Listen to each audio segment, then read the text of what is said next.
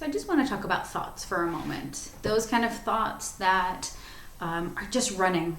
They catastrophize. They think about the worst case scenario. They worry about things, and then maybe like later on, you might notice, I was worrying about that for no reason.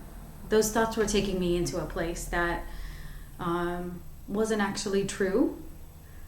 And one thing that I really like to do to work with those, so those come a little bit less, is thought stopping.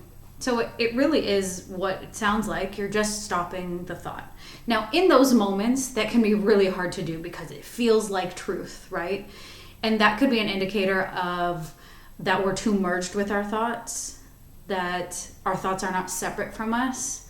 So the idea here is to do this mindfulness practice of taking a minute to just watch your thoughts and see the thoughts for what they are. And every time a thought actually comes up, you just say something like stop, or thought, or thank you, whatever it is that you want. And it's just taking a little bit of control to see that you are the observer and the thought is separate. So in doing this, when you're in kind of a more regulated position, when your mind isn't running around, to just practice that. So that muscle will get a little stronger. And in those moments where you need it the most, you can say, hey, thought, stop.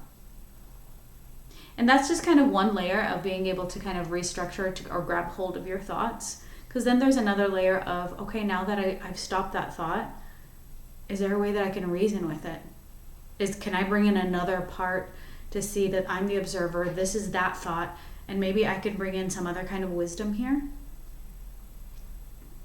Something to work on.